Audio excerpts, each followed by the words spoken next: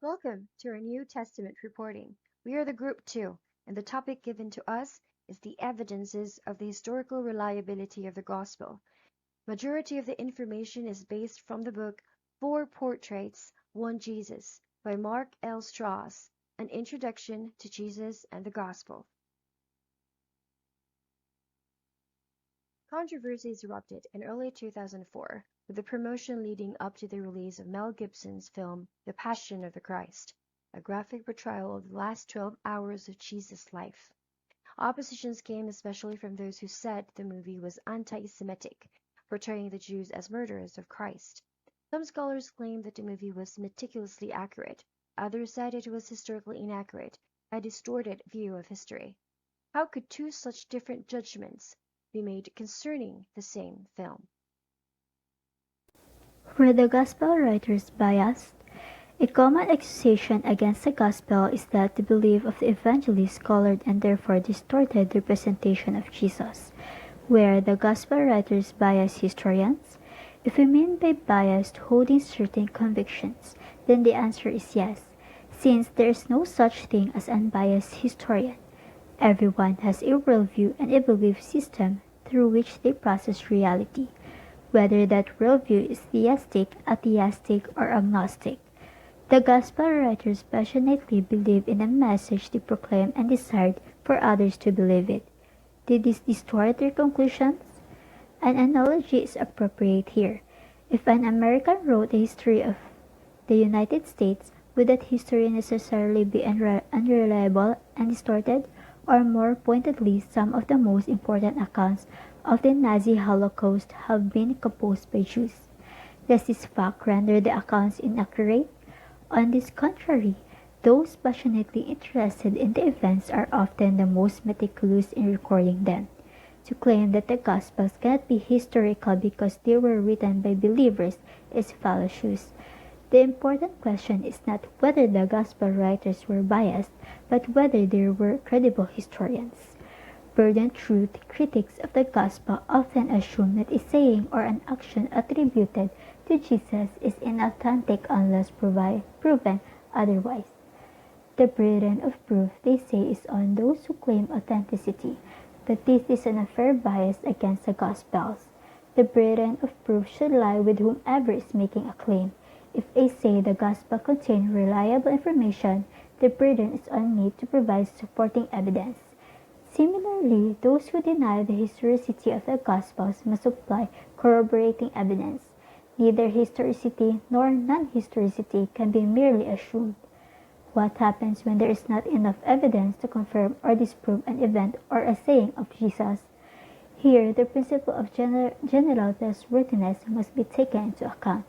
If a writer or historian can be demonstrated to be generally reliable, then the benefit of the doubt may be given to that writer in disputed cases. In Chapter 12, from Four Portraits and One Jesus book, with so much common material in the Gospels, it is not surprising that there are apparent contradictions between them. How do we account for this? In reality, most claims of contradictions result from demanding more historical precisions than the Gospels intend to provide. A generally reliable Gospel tradition. The testimony of the eyewitnesses.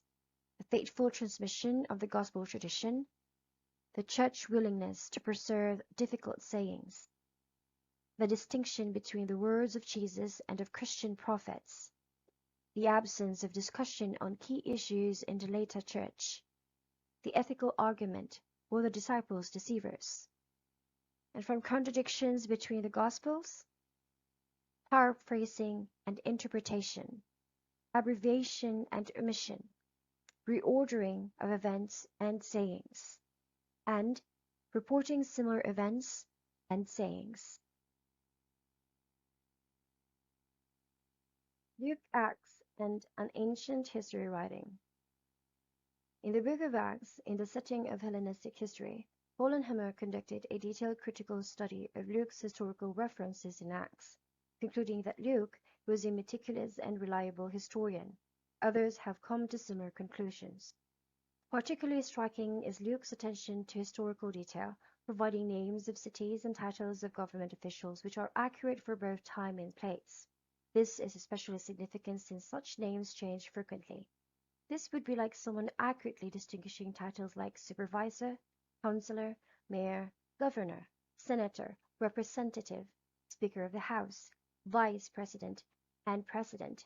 We would expect those who knew the meaning of such titles to have first-hand knowledge of American government, though if Luke was so meticulous with these kinds of details and acts, he was surely also careful in his research and writing about the Jesus tradition. The historical reliability of John. While historical difficulties in the synoptics generally relate to their similarities, in John the problem is the differences.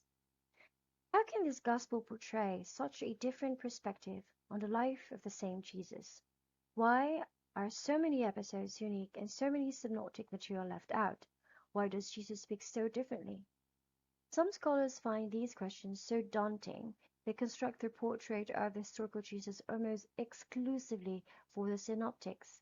This is to a certain extent understandable, since John is admittedly a more interpretive gospel and seems to operate on a different plane than the synoptic. Yet over the last few decades, there has been an increased interest in and respect for the historicity of John. There are alleged contradictions with the synoptics. Most of the alleged contradictions between John and the synoptics are quite easily explained by recognizing that John, like the other gospel writers, included, omitted, abbreviated, arranged, edited, and interpreted his material in such a way as to emphasize a particular themes. This editing process means we have different and complementary presentations, but not necessarily contradictory ones. We also have our group researchers search for another source for this topic. Synoptic Gospel. The historical reliability of the Gospels refers to the reliability and historic character of the four New Testament Gospels as historical documents. According to the majority viewpoint, the Gospels of Matthew, Mark, and Luke, collectively referred to as the Synoptic Gospels, are the primary sources of historical information about Jesus and of the religious movement he founded. The fourth Gospel, the Gospel of John, differs greatly from the first three Gospels. Methodology.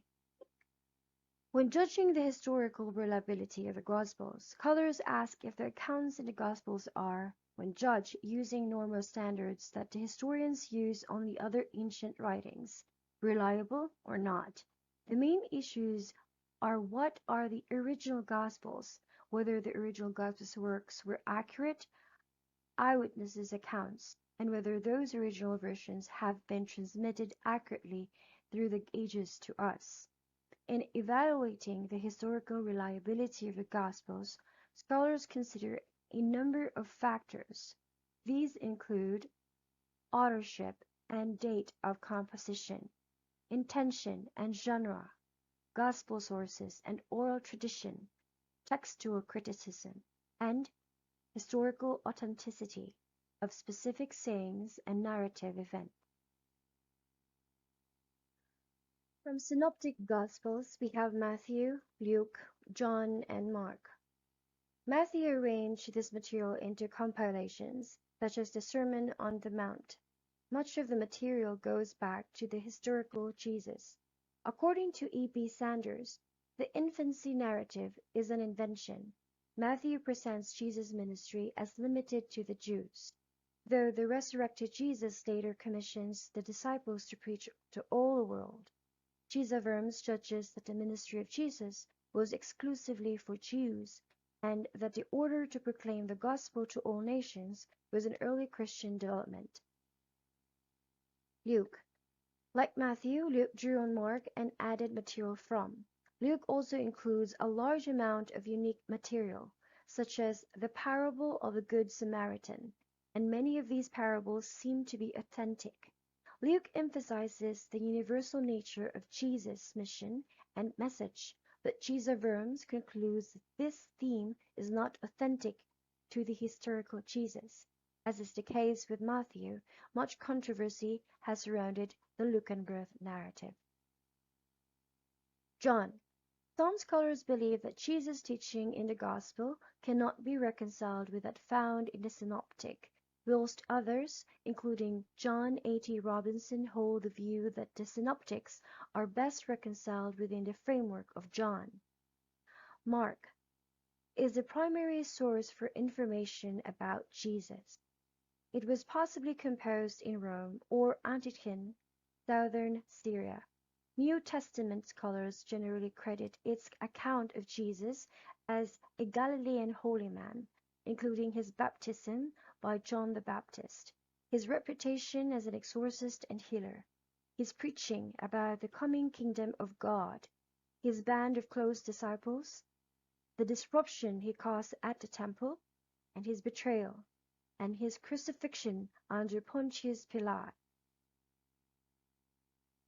Thank you for spending your precious time with us. Again, we are the Group 2, and this is our report for our New Testament subject.